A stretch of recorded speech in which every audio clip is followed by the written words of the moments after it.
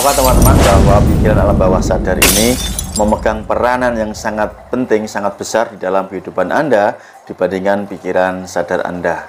Karena pikiran sadar hanya 12% saja memegang peranan dalam kehidupan Anda, sedangkan pikiran alam bawah sadar memegang peranan 88% dalam kehidupan Anda. Itulah kenapa ketika seseorang yang sudah mahir menghipnotis, mahir memengaruhi pikiran alam bawah sadar, maka orang yang sudah terpengaruh akan menuruti kemauan orang yang mempengaruhi.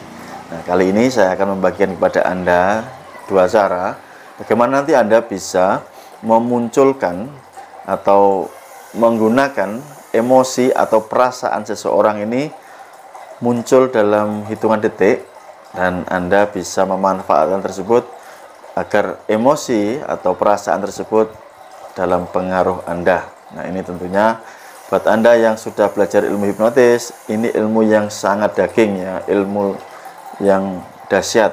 Tapi buat Anda pemula, jika Anda ingin menyimaknya, nah ini sebagai acuan bahwa kemampuan ini bisa diasah hanya dengan kita mau belajar. Oke teman-teman, langsung Anda simak videonya lengkap dari awal sampai selesainya nanti.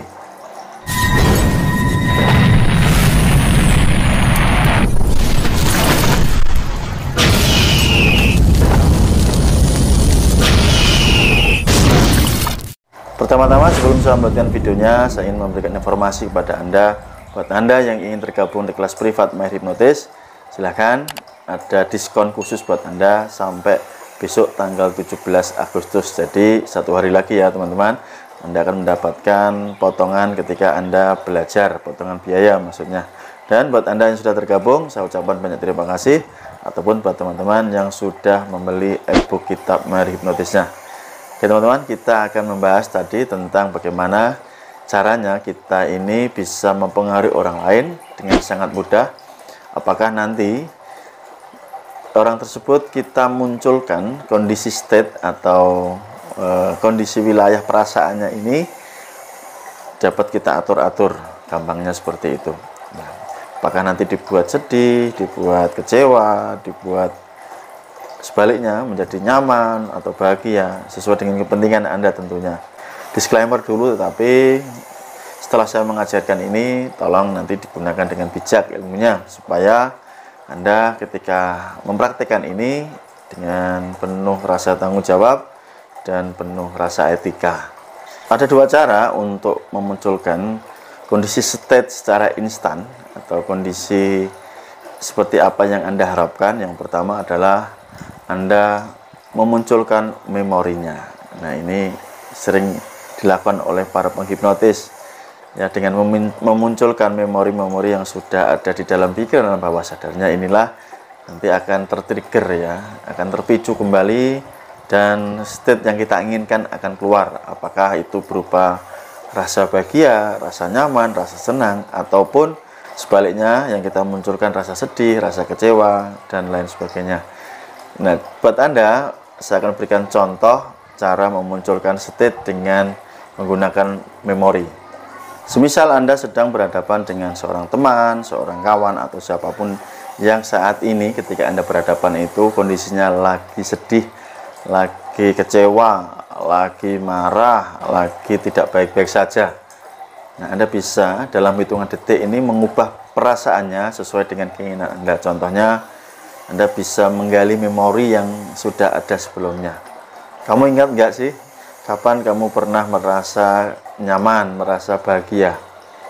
Enak ya, ketika kita ini dulu pernah mengalami kondisi-kondisi yang tenang, bahagia, atau nyaman. Apakah waktu kita masih sekolah dasar ya, atau kita waktu SMP ya? Kayaknya enak banget deh hidup seperti itu. Nggak ada beban, kita cuma main-main saja, ya kita santai enak gitu. Nah, kita tunggu reaksinya. Jadi kita ajak nih lawan bicara kita untuk kembali ke memori masa lalunya, untuk mengambil data di sana. Nah, ketika dia mulai merespon ya, tentunya ketika Anda melakukannya ya dengan Anda memainkan gestur Anda, memainkan mikro ekspresi Anda pura-pura bahagia, pura-pura tersenyum gitu. Jadi supaya sensasi itu tertular kepada lawan bicara Anda. Ya pernah sih dulu waktu SMP enak ya, kita waktu kecil itu ya kita cuma mainan, kita nggak mikir kebutuhan, kita nggak mikir bingung cari nafkah. Misalkan teman Anda ini lagi sedih karena mungkin masalah ekonomi ya. Nah, kita munculkan kembali rasa itu, kita ungkit ya, kita trigger lagi perasaan bahagia atau nyamannya saat dia masih anak-anak. Kemudian yang kedua, kita perbesar rasa itu. Contohnya dengan cara, wah kalau kita bisa saat ini ya, bisa ngulang perasaan yang nyaman dan bahagia itu kayaknya enak deh. Nah, kita perbesar rasanya. Tujuannya supaya lawan bicara Anda ini memori yang bahagia, memori yang nyaman, yang tenang yang terjadi pada saat anak-anak ini dibawa ke masa sekarang. Nah, saat dia merasakan sensasinya, ya tiba-tiba dia ikut merasa bahagia, merasa iya ya, gak enak ya, mulai terpancing ya dengan kata-kata kita. Selanjutnya Anda bisa memperbesar memori tersebut di dalam perasaan lawan bicara Anda. Ya harusnya sih saat ini bisa ya, kita kan nggak ada bedanya sih, cuma kita beda di umur aja. Nah, supaya lawan bicara Anda tadi yang awalnya sedih, awalnya bingung, awalnya gabut, awalnya kalut karena memikirkan masalah ekonomi yang dianggap merasa berat tadi, timbul rasa bahagia, rasa senang, rasa nyaman, sehingga masalah yang dianggap masalah tadi yang katanya di dalam pikiran itu terasa berat, mengganggu, ruwet, itu menjadi ringan, menjadi kecil, menjadi plong begitu ya. Itu dengan satu cara memunculkan memori. Langkah yang kedua adalah dengan menggunakan imajinasi. Contohnya seperti ini kata-katanya. Kamu bisa bayangin nggak kalau kita ini misalkan menjadi orang yang paling bahagia di dunia, kita ini benar-benar orang yang paling senang, nggak ada beban, kita ini orang yang paling merdeka.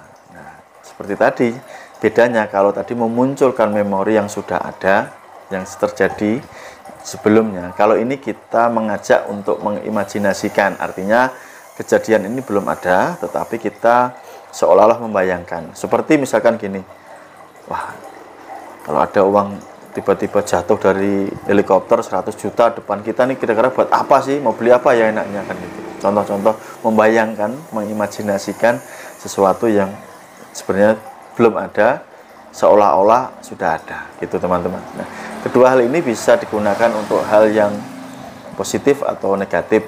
Misalkan Anda bisa memunculkan perasaan negatif, perasaan galau, sedih dan lain sebagainya. Atau yang kedua, Anda bisa memunculkan perasaan positif, perasaan nyaman, tenang, damai, bebas, merdeka. Nah, pilihan di tangan Anda. Jadi buat Anda yang ingin memperdalam kemampuan ini, kemampuan mempengaruhi seseorang dengan menggunakan cara instan, cara cepat, mengubah rasa atau state kondisi emosinya, teman-teman bisa menghubungi nomor WA yang saya berikan di sini. Silakan Anda ikuti privatnya, mumpung saya membuka program diskon.